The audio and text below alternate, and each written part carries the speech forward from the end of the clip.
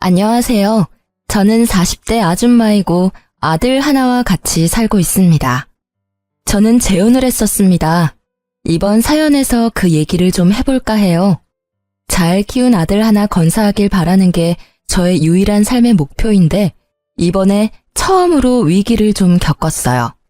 이런 곳에 사연을 쓰게 될 줄 몰랐는데 처음 쓰는 사연이 좋지 못한 내용이라 씁쓸하네요. 그래도 제 이야기가 누군가에겐 공감으로 와닿지 않을까 싶어요. 좋은 말, 좋은 글이 없더라도 비슷한 고민만 보면 알게 모르게 위로가 되잖아요. 저도 다른 사연자분들 글을 보면서 위로 많이 받았거든요. 부디 제 글도 누군가에게 위안이 될 수 있었으면 좋겠네요. 제가 30대일 때 남편이 대장암으로 일찍 세상을 떠나 일찍 외롭게 살았어요. 그래도 제게 착한 아들이 하나 있었는데 그게 저의 유일한 버팀목이었습니다. 아들은 초등학생일 때부터 제가 혼자 키웠어요. 우리 아들만으로도 제 마음 안이 가득 차는 기분이었지만 그래도 한편으로는 우리 가족이 이렇게 단출해질 줄 알았으면 차라리 애를 2명 낳을 걸 그랬나 싶은 생각도 들더라고요. 저를 위해서라기보단 아들을 위해서 말이죠. 아들에게 저마저 없었다면 어쩔 뻔했나 그런 생각도 많이 들었어요. 제가 죽으면 이 세상에서 혼자가 될 아들에게 미안해서 마음이 아팠던 적 있었거든요. 형제가 있는 게 외동보다 덜 외로울 거잖아요. 하지만 제가 그 사실을 깨달을 수 있었던 건 남편이 세상을 떴기 때문이라서 대비를 하기엔 너무 아무것도 몰랐습니다. 고로 제가 다시 시간을 돌린다고 해도 저는 아들 하나만 낳고 돈 버는 데에 시간을 치중했을 것 같네요. 아무튼 그래서 저는 더 악착같이 살았습니다. 아들이 외롭지 않게 또 부족하지 않게 키우려고 많이 신경 썼어요. 아빠가 되어줄 순 없지만 아빠의 몫까지 해주려고 최대한 노력하며 살았습니다. 그 덕분인지 우리 아들은 정말 평범하고 착실하게 지내주었어요. 저는 아들이 미래에 대단한 사람이 되길 원하지도 않았고 대단하게 많은 돈을 버는 것도 딱히 원하지 않았어요. 그저 무탈하게 잘 커주고 건강하게 지내는 것만으로 성공하는 거라고 생각했죠. 그렇게 살다가 아들이 결혼까지 하고 저만의 가정을 잘 꾸리기만 한다면 그게 저의 최종 목표나 다름없었죠. 그래서 저는 더 미친 듯이 돈을 벌었어요. 돈벌이가 되는 일이면 체면 상관없이 뛰어들어서 적금을 넣었죠. 제가 가진 게 없으니까 우리 아들이 기 안 죽으려면 그 방법밖엔 없더라고요. 아들이 먼 훗날 결혼할 때 기 죽어서 장가 가면 안 되잖아요.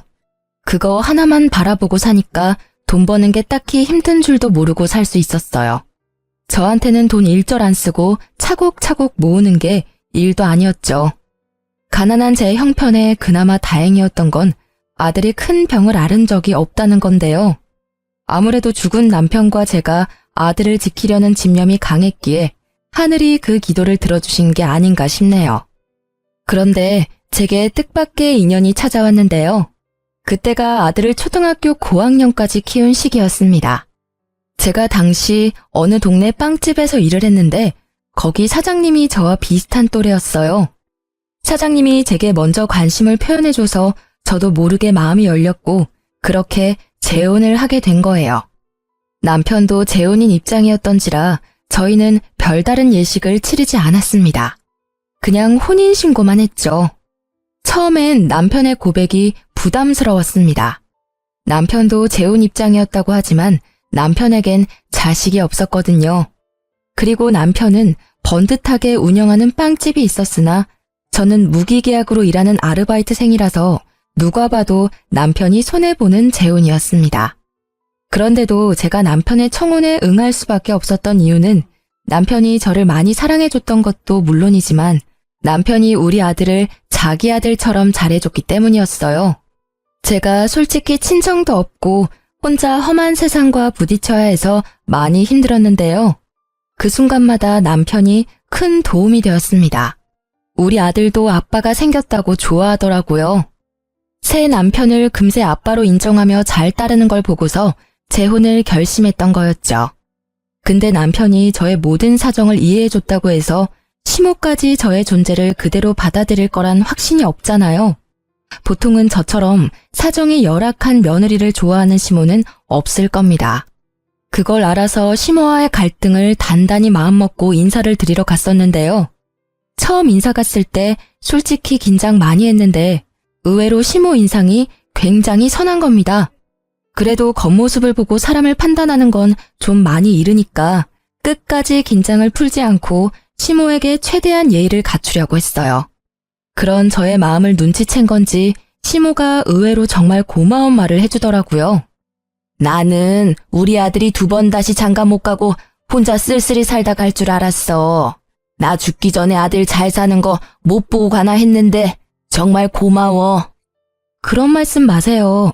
저야말로 이이가 저랑 아들을 흔쾌히 받아줘서 고마운걸요. 앞으로 어머님께 누가 되지 않도록 잘할게요. 정말 감사합니다. 누가 되긴 무슨. 이렇게 우리 아들 걷어준 것만으로도 내가 근심 걱정이 싹 사라지는데.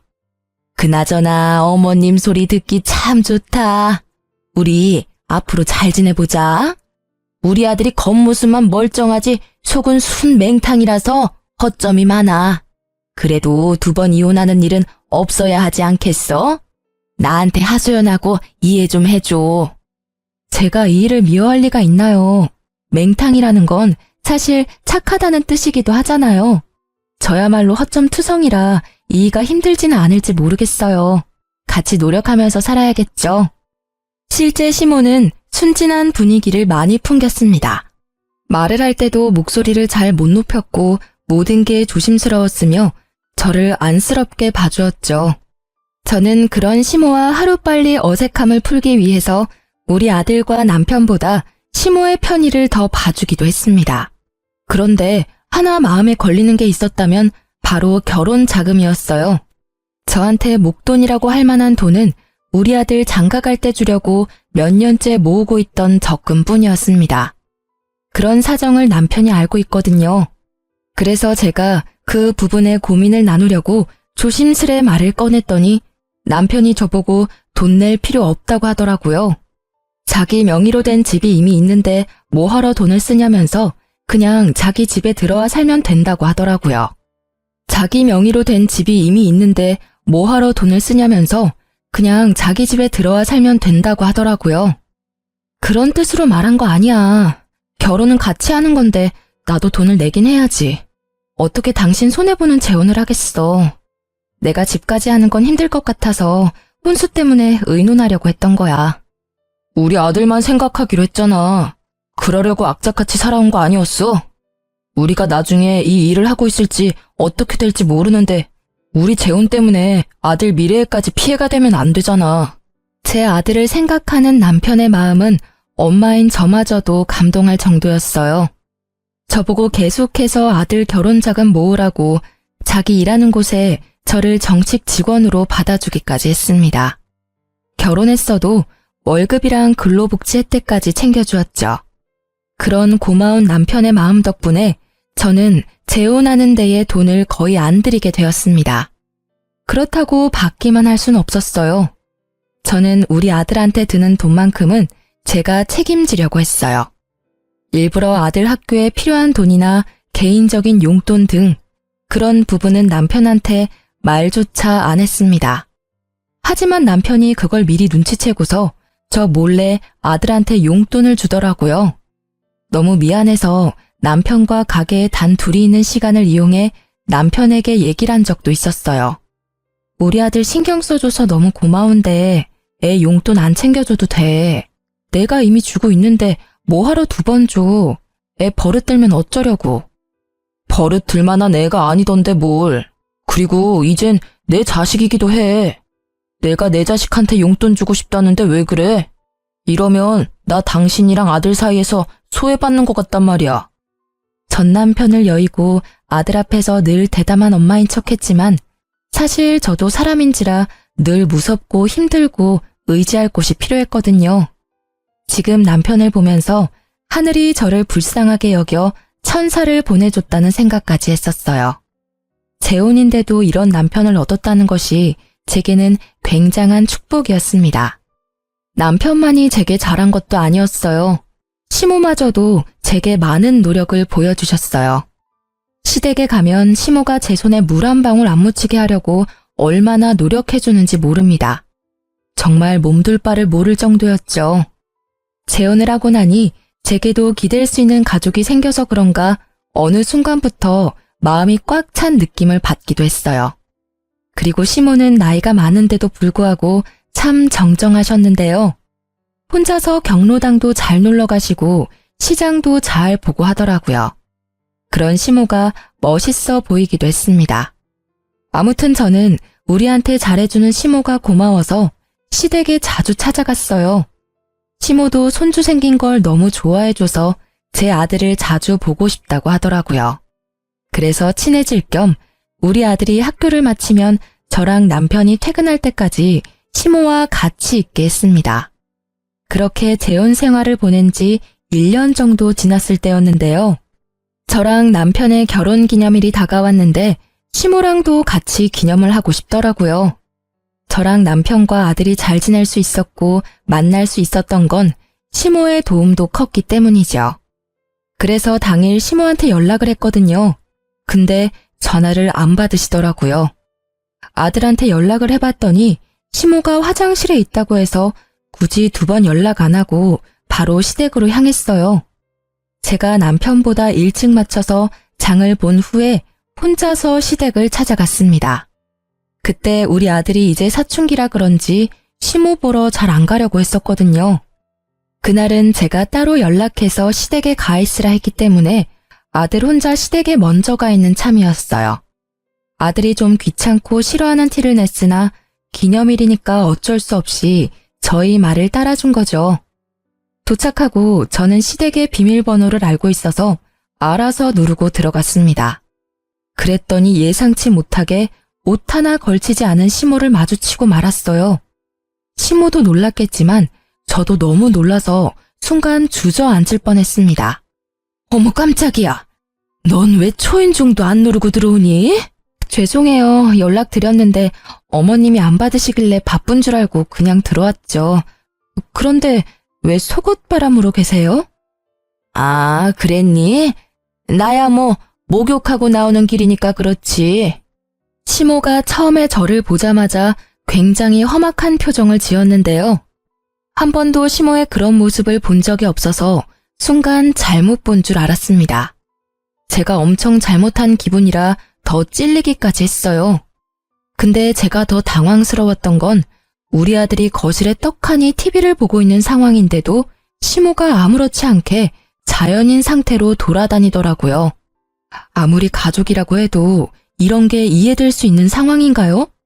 심지어 시모는 자기 차림새가 그 모양인 걸 부끄러워하지도 않는 것 같았습니다. 저라면 남이 있는 데서 그 상태로 밖에 나오지도 않았을 거예요. 근데 시모는 그대로 계속 서 있더라고요. 심지어 표정까지 온화해지면서 제 손에 들려있는 짐을 들어주려고 다가오는 겁니다. 어쩜 저렇게 천하태평할 수 있는지 모르겠어요. 외부인이 있으면 옷부터 입는 게 먼저 아닌가요? 저도 모르게 제 마음이 더 급해져서 시모한테 살짝 언성을 올리고 말았습니다. 어머님, 이건 제가 알아서 할 테니까 옷부터 입고 오세요. 애도 보고 있는데 뭐 하시는 거예요? 좀 있으면 남편도 올 거라고요. 제 아들 나이가 아직 어리긴 해도 이제 곧 중학교를 올라갈 날을 앞두고 있었어요. 한참 사춘기 들어갈 시기라서 시모의 이런 조심성 없는 부분이 좀 예민하게 느껴졌습니다. 아, 이거? 다 늙은 몸뚱어리인데 뭐 이상할 게 있다고. 조그만 애들은 이상한 거 하나도 몰라. 네 남편도 이렇게 키웠는데 뭘. 옛날에는 이런 게 다 당연했어. 요즘 엄마들이 예민한 거야. 정말로 제가 예민한 건가요? 시모는 뭐가 잘못된 건지 몰라서 능청스럽게만 행동했는데요. 그래도 제가 계속 옷 입을 걸 권유했더니 겨우 방으로 들어가더라고요. 기분이 정말 나빴습니다. 자기 아들 그렇게 키웠다고 제 아들까지 몹쓸 걸 보여줄 필요는 없잖아요. 옷 갈아입고 나온 뒤 장난스럽게 웃으면서 제게 사과를 해왔지만 제 기분은 그래도 나아지지 않았어요. 너무 이상하리만큼 찝찝했습니다. 일단 시모가 처음에 저를 보고 굉장히 험악한 표정을 지었었는 게 머릿속에서 잊히지 않았어요. 너무 착한 시모 같지 않던 모습이라 순간 잘못 본 줄 알았습니다. 아무튼 그 이후로 시모는 아까 본 낯선 모습이 착각이었다는 걸 알려주듯이 평소처럼 상냥하게 행동했어요. 제가 장봐온 걸 먼저 정리하면서 주방을 기웃거렸죠. 시모가 잠깐 정신 팔린 사이 저는 아들한테 다가가 시모에 대한 태도를 직접적으로 물어봤어요. 할머니가 평소에도 이랬냐고 물어보니까 아들이 고개를 끄덕이는데 정말 그때 간 떨어지는 기분을 느꼈습니다. 그러면서 아들이 주방에 있는 시모 눈치 보며 말을 이었는데요. 아들이 할머니 집 가기 싫다고 했던 이유 중 하나가 이거라고 하더라고요. 시모한테 직접적으로 불편하다고 말했는데도 시모는 그 특유의 능청스러운 말솜씨로 아들의 의견을 묵살해온 듯 했습니다. 그래도 시모가 시키는 대로 시댁을 한동안 찾아왔던 것도 시모가 좋아서라기보단 시모가 맛있는 걸 해주니까 작년 반개월 정도는 민망한 거 참고 시댁을 왔다고 하더군요. 시모가 인스턴트 식품을 엄청 잘 사줬다고 하더라고요. 할머니 집에는 맛있는 거 많아. 한 번도 안 먹어본 간식까지 할머니가 사주던데?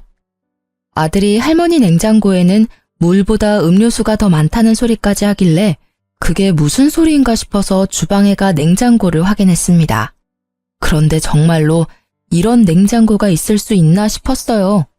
먹을 거라곤 온통 냉동식품 통조림 빵뿐이었습니다. 확실히 물보다는 아이들이 좋아할 만큼 음료수가 더 많았어요. 그리고 이제 보니 아직 정리되지 않은 쓰레기 쪽에 배달 음식 쓰레기가 정말 많더라고요. 냉동식품뿐만 아니라 우리 아들한테 배달까지 시켜주는 것 같았어요.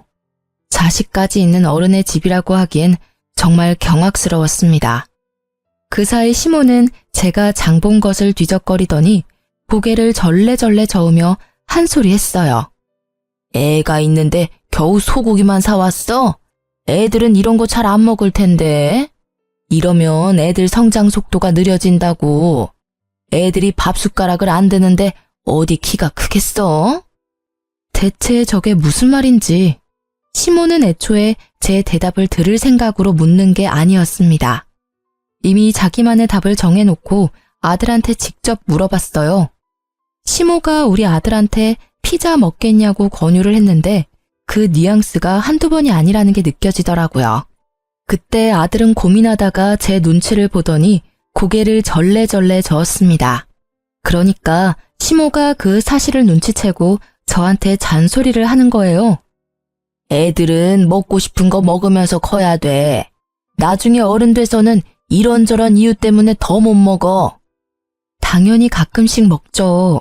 근데 아무래도 기름지고 몸에 안 좋으니까 너무 자주 먹는 건 좀 그렇잖아요. 말 들어보니까 엊그제도 피자 먹었다고 하던데요. 너 생각보다 팍팍한 타입이구나. 애가 스트레스 받겠네. 너무 그렇게 간섭하고 살면 나중에 애한테 원성 들어. 시모가 무슨 생각으로 그런 소리를 하는지는 알아요. 한참 어린 손자라고 생각하니까 뭐든 다 사주고 싶고 먹이고 싶겠죠. 하지만 그게 잘못된 방식이라면 부모 되는 입장에서 상당히 곤란하잖아요. 솔직히 말하자면 제 교육 방식과 많이 달라서 좀 마음에 안 들었습니다. 게다가 시모가 아들 문제로 저한테 이래라 저래라 참견할 줄도 몰랐어요. 그런데 그게 시모의 이상한 고집으로 이어질 거란 생각도 못했습니다. 시모는 무슨 옥이라도 생긴 건지 그날 저와 약간의 신경전 이후 적극적으로 제 아들한테 참견하기 시작했어요. 마치 저한테서 자기 손주를 해방시켜 주려는 듯 행동을 취했습니다.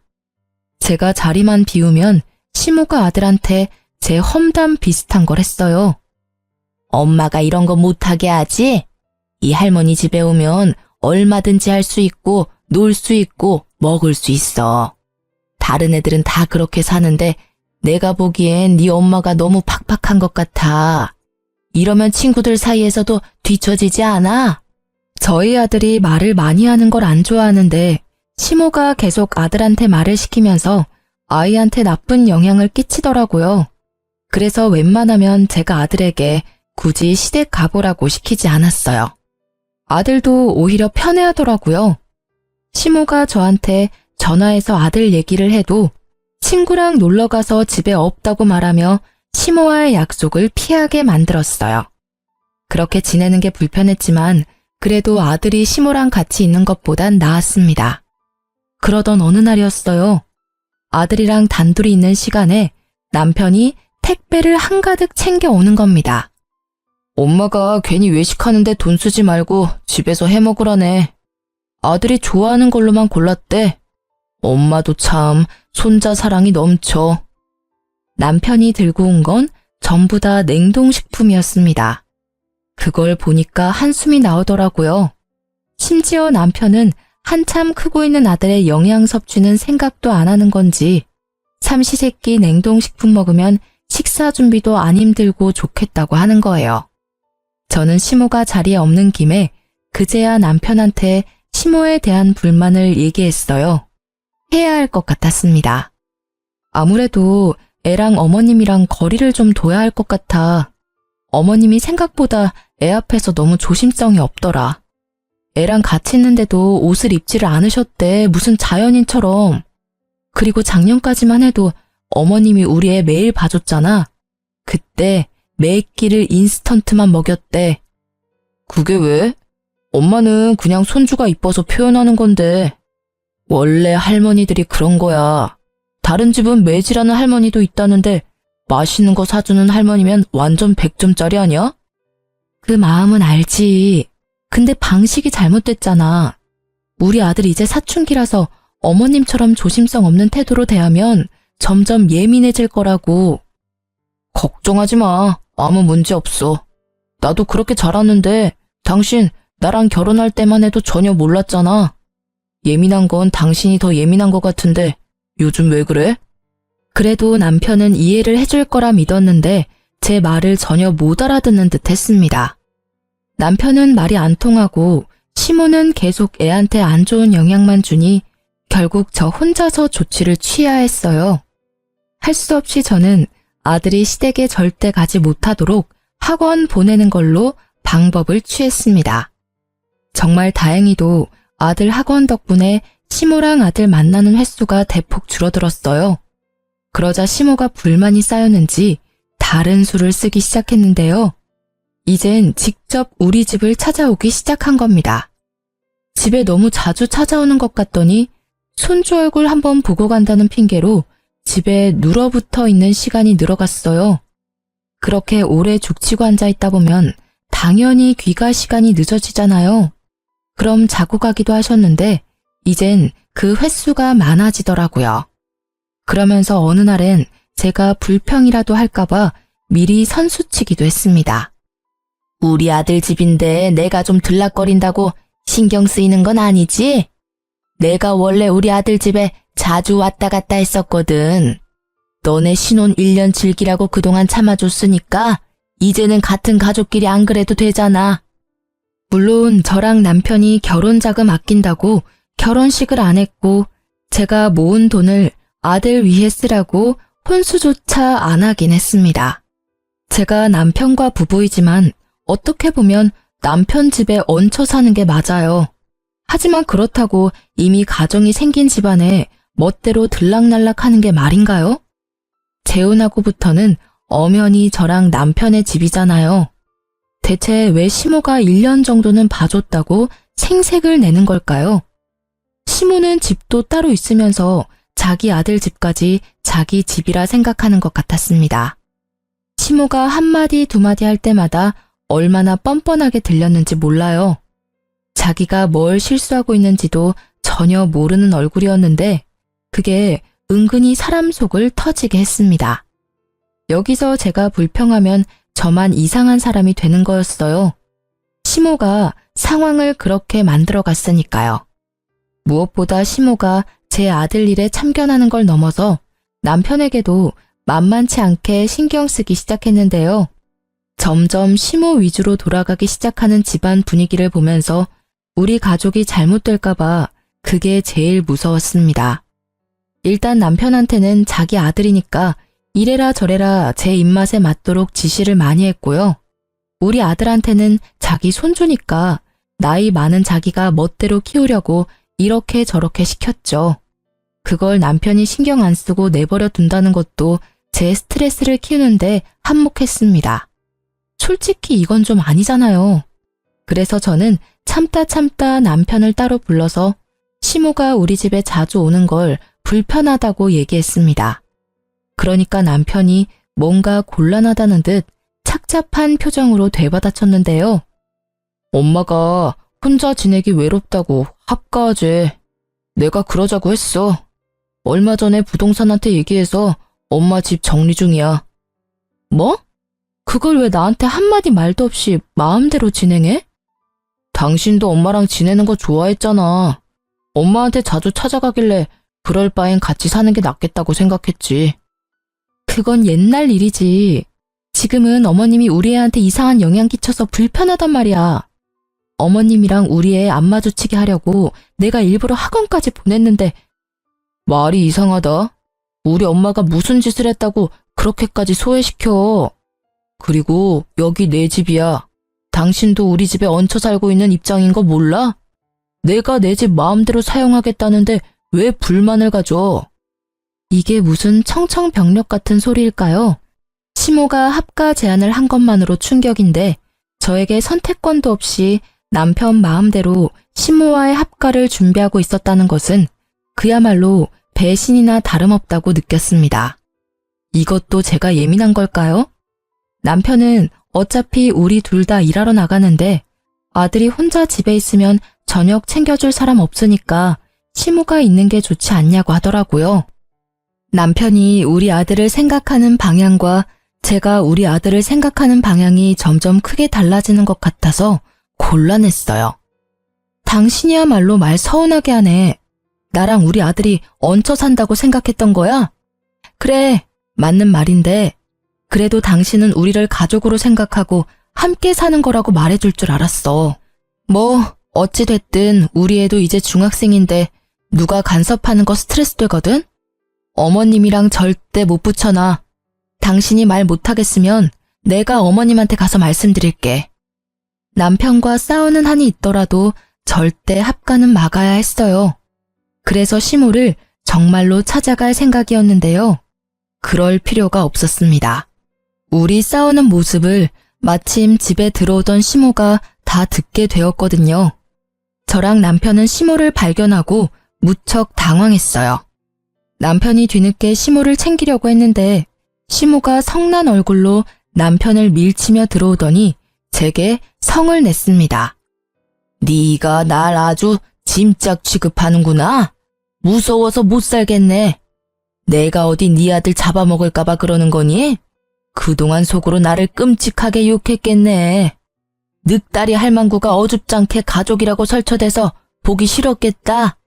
그래, 네 소원대로 내가 꺼져줄게. 시모는 그대로 삐쳐서 집을 나가버렸습니다. 남편이 이 모든 게 저 때문이라고 생각이 들었는지 화가 나서 저를 째려보다가 시모를 쫓아나갔어요. 그리고 그날 남편은 시모를 달랜다고 시댁에서 잠을 잤죠. 결국 합가 얘기는 더 꺼내지 못했습니다. 그러는 동안 시댁 정리는 멈추지 않고 계속 진행이 되었어요. 합가를 앞두고 마음이 너무 심란했습니다. 결국 같이 사는 방법밖엔 없는 것 같은데 이게 혹시 저만 스트레스인 건가 싶어서 아들의 의견이라도 묻고 싶었어요. 그날 밤 아들이 잠자리에 들기 전 아들 방에 찾아가 대화를 좀 나눴습니다. 그러다 아들 입을 통해서 알게 된 당황스러운 사실이 있었어요. 이건 제가 전혀 예상하지 못했던 일들이었습니다. 아들이 제게 말을 할까 말까 망설이다가 겨우 해준 얘기였거든요. 사실 할머니가 엄마 모은 돈을 자꾸 탐내는 것 같아. 나 할머니 싫어. 할머니가 계속 엄마 몰래 엄마 적금 통장 비밀번호도 알아오라고 해. 뭐라고? 그게 무슨 소리야? 할머니가 너한테 엄마 통장 얘기를 했었어? 왜? 할머니가 돈 필요하대? 아니, 나 결혼할 때 되면 어차피 아빠 명의로 된 재산이랑 집 내가 다 받을 텐데 엄마가 모으고 있는 결혼 자금으로 미리 보답해야 되는 거 아니냐고 하던데 아빠 재산 그냥 꿀꺽할 생각이냐면서. 그럼 나쁜 자식 되는 거라고. 저는 말씀드렸다시피 결혼할 때 남편한테 아들의 결혼 자금 모으고 있다는 소리를 한 적이 있습니다. 그 돈을 위해서 남편이 결혼 자금 따로 안 쓰도록 예식도 안 했고 오히려 월급을 챙겨줬다고 했잖아요. 근데 그게 정말 아낄 수 있도록 놔둔 게 아니라 뒤에서 몰래 뺏을 궁리를 하고 있었나 보더라고요. 저 몰래 아무것도 모르는 아이한테 시모가 그런 말을 했다는 것이 너무 충격이었어요. 더 놀라웠던 건 아들이 시모가 그 말을 할 때 아빠가 옆에 있었다는 말도 하는 겁니다. 아빠가 엄마한테 말하지 말래. 안 그럼 엄마 쫓아낸다고 했어. 나중에 아빠가 때 되면 직접 말한다길래 계속 비밀로 하고 있었지. 이제 중학생이 될 나이긴 했지만 그래도 한참 어린 초등학생인데 어떻게 애한테 이런 협박을 할 수가 있답니까? 그것도 가족이란 사람들이 말이죠. 남편이 저를 생각해서 배려해줬던 모든 것들이 다 제 돈을 떼어가려는 속셈이었다는 사실이 너무 어이가 없었어요. 아들의 말을 믿지 않기엔 우리 아들이 거짓말하는 얼굴은 아니었습니다. 오히려 그동안 남편과 시모 때문에 스트레스를 많이 받았는지 울려고도 했어요. 저는 그 이후로 이 재혼 생활을 청산해야겠다고 결심을 내렸습니다. 제 아들을 위해서 그게 맞는 길이라 생각했어요. 아들이 할머니랑 아빠가 무섭다고 하는데 어떻게 좋은 가족이 될 수 있겠습니까? 이혼을 마음먹은 저는 그날부터 변호사 사무실을 몰래 알아봤어요. 왠지 합의 이혼은 남편이 안 받아줄 것 같아서 무조건 소송하려고 남편의 꼬투리를 잡을 궁리도 계속했죠. 그래서 제가 선택한 방법이 시모의 합가를 받아주는 거였습니다. 어차피 시모가 집을 팔아넘긴 거라 합가를 할 수밖에 없는 상황이었지만 그걸로 남편한테 더 이상 트집을 잡진 않았어요. 합가를 시작하고 나서 시모는 제게 여전히 삐졌는지 말을 잘 안 걸었습니다. 그럼에도 우리 아들과는 잘만 지냈는데요. 그마저도 제가 모든 걸 다 알고 가까이 지켜보니까 시모랑 남편이 추상쩍게 행동하는 게 다 보이더라고요. 우리 아들 자꾸 몰래 불러내거나 대화하려고 하는 것들까지도 들었습니다. 시모가 알아서 수상하게 움직여주니까 저로서는 좋았어요. 긴 시간을 안 들여도 되었거든요. 저는 최대한 시모랑 남편의 모든 걸 뒤졌습니다. 시모가 없는 사이 시모의 휴대폰까지 뒤졌어요. 우리 아들한테 전화한 내역이 많더라고요. 통화 내역 말고 문자는 철저하게 지운 듯 했습니다. 뭔가 캥기는 게 있었겠죠. 시모랑 아들이 통화를 많이 한 것 보면 아들 폰에도 시모의 기록이 남아있을 것 같더라고요. 그래서 저는 아들 휴대폰에 들어있는 통화 녹음 내용을 확인했어요. 하나씩 들어보니까 제 통장 비밀번호에 관한 대화가 아주 많더라고요. 게다가 남편까지 아들한테 할머니가 시키는 거 했냐고 일일이 확인하고 있었습니다. 그 두 사람은 아들이 제게 말해준 사실보다 훨씬 집요하게 집착하고 있었어요. 저는 어른인데도 그 두 사람 목소리가 무섭게 다가왔는데 우리 아들은 혼자서 얼마나 괴로웠을까. 그걸 생각하니 가슴이 미어지더라고요. 무조건 반성하게 만들어주고 싶었어요. 그래서 저는 그 파일 저한테 다 옮겼습니다. 이참에 남편 휴대폰까지 몰래 뒤져보게 되었는데요. 역시나 아들과 연락한 내용들이 있었어요. 하지만 저는 거기서 아들에 관한 정보 이상으로 뜻밖의 사실을 발견하게 되었습니다. 남편이 불륜을 저지르고 있단 걸 알았어요. 채팅방에 불륜의 증거가 가득하더라고요. 자기보다 20살이나 어린 여자들에게 마치 솔로인 척 30대인 척 하면서 사기치고 연락을 주고받는 내용을 확인했습니다.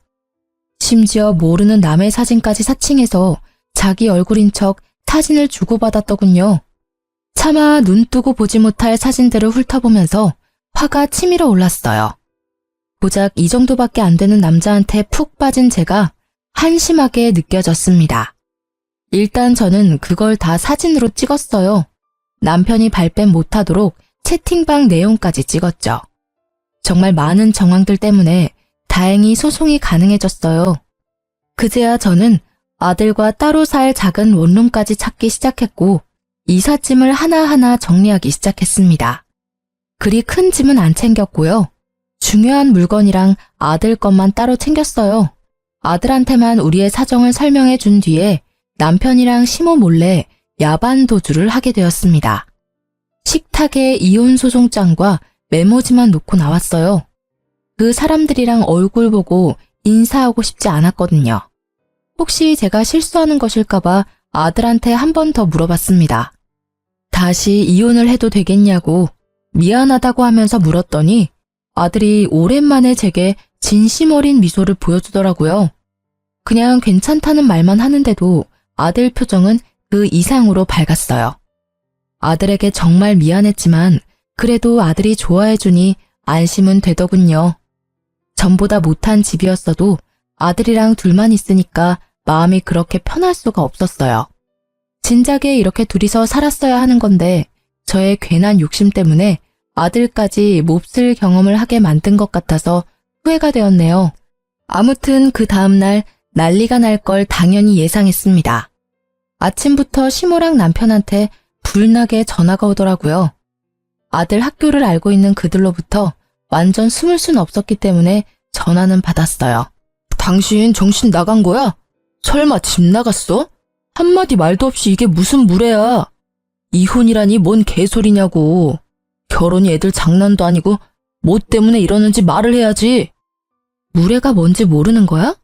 너랑 네 엄마가 우리 아들한테 무슨 협박을 했는지 내가 다 알고 있는데 발뺌하겠다고?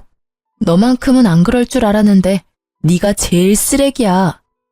무슨 말도 안 되는 소리를 하고 있어. 네가 괜히 우리 엄마랑 합가하기 싫어서 조작한 거 아니야? 우리가 뭐하러 네 돈을 탐내? 사업장까지 갖고 있는 내가 뭐가 아쉬워서? 그래, 조작인지 아닌지 궁금하면 법정 참석해서 직접 듣고 확인해 보던가. 참, 총각인 척하는 것도 잘 봤어. 아마 네 애인한테도 소장이 갔을 거야. 기본적으로 소장이 갔다는 건 네가 잘못한 게 증명되었다는 소리겠지? 그 소리를 하자 순간적으로 남편이 아무 대답도 못했습니다. 무슨 표정을 하고 있을지 예측이 되어 벌써부터 고소하더군요. 그리고 남편이 당황하니까 제가 더 용기가 생기더라고요. 저를 만만하게 본 남편이 좀 더 시겁했으면 해서 그 순간을 놓치지 않고 말을 이었습니다. 나중에라도 우리 앞에 알짱거리면 네 유일한 밥줄까지 끊어버릴 거야. 소문이란 게 참 무섭잖아? 게다가 거기 동네는 어르신들 많아서 매출 끊기는 걸로 끝나지 않을걸? 돌이나 안 맞으면 다행이지. 저는 마지막까지 우리 아들 건들지 말고 나타나지 말라고 경고하고 끊었습니다. 그랬더니 남편이 겁을 먹었는지 더 이상 전화가 안 왔어요. 그런데 시모가 보통 성격이 아니더라고요. 상황 파악이 안 되는 건지 자기 아들 밥줄 끊기게 하고 싶어서 발악을 하는 겁니다. 시모가 저한테 직접 연락한 게 아니라 우리 아들 학교로 찾아간 거예요. 아들이 연락 와서 할머니가 붙잡고 안놔준다고 하는데 그 소리 듣자마자 심장이 철렁 내려앉았어요. 혹시 우리 아들을 납치라도 해갈까봐 저는 일자리를 구하다 말고 바로 아들 학교로 뛰어갔습니다. 시모가 우리 아들을 붙잡고 잡아 끄는 걸 발견했어요. 그곳으로 바로 쫓아가서 당장 시모를 밀쳤습니다. 그러자 시모가 저를 보고는 마침 잘 됐다면서 바로 저한테 달려들더라고요. 제 머리채를 잡고는 주변 사람들 다 끌어모을 작정으로 소리를 질렀습니다. 감히 우리 아들을 2번이나 이혼남으로 만들어? 네가 내 아들 불륜이라고 협박했다면서? 그걸 알고 가만히 있을 엄마가 어디 있겠니? 나도 네 아들 왕따 당하게 학교에 소문 다 낼 거야. 얘가 바람나서 도망간 년의 아들이라고. 도가 넘는 발언을 하는 시모에 저는 더 이상 듣고만 있을 수 없어서 사람들이 보든 말든 시모의 머리채를 같이 잡았습니다.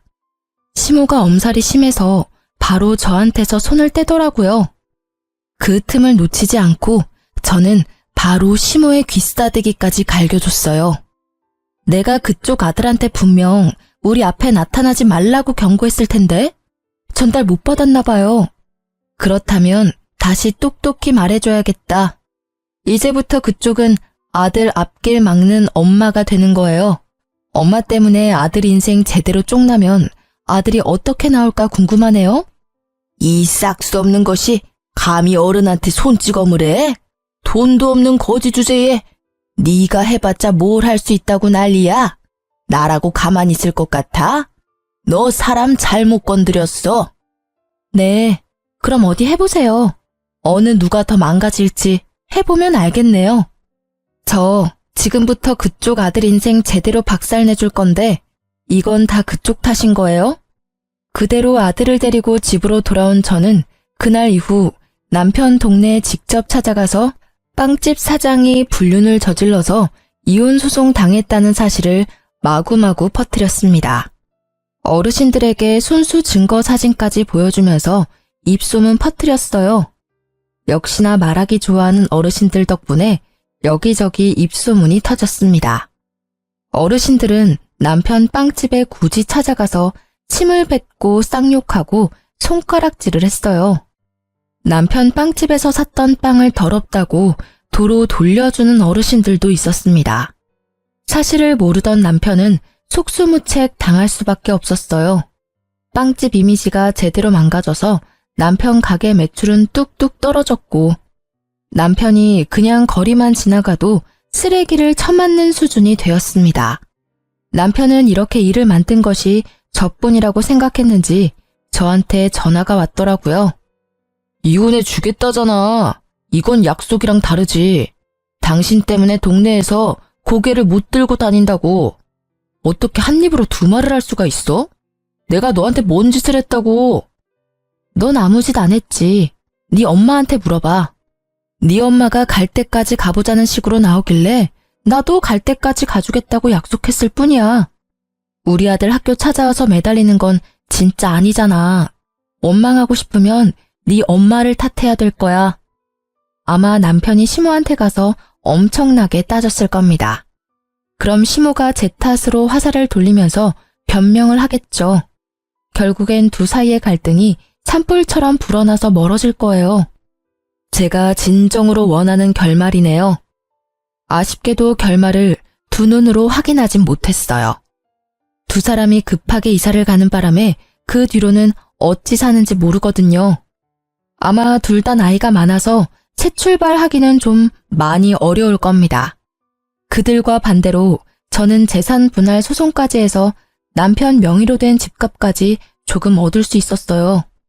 작은 원룸에 단기 계약으로 들어가 있었는데 그 기간이 끝나면 전세로 집 하나 구할 수 있을 것 같아요. 현재 아직 단기 계약 원룸에서 지내고 있습니다. 다음 달이면 계약 만기인데 아들 방 하나, 제 방 하나 있는 곳으로 미리 찾아놨어요. 지금 우리 아들이 중학교 입학을 앞두고 있거든요.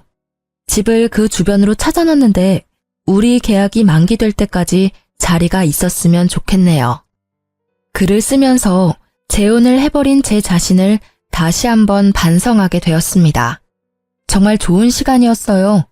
누군가에게 위로의 말을 듣는 것보다 이렇게 글 쓰는 것만으로도 마음의 정리가 될 줄은 몰랐네요.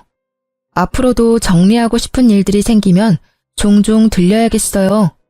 여러분들도 사연에 한번 도전해보세요. 생각지도 못한 위안을 받게 될 겁니다. 답이 보일 수도 있는 거고요. 그럼 이제 글을 마무리해야겠네요. 들어주신 여러분들 좋은 밤 되시고 시간 내주셔서 고맙습니다.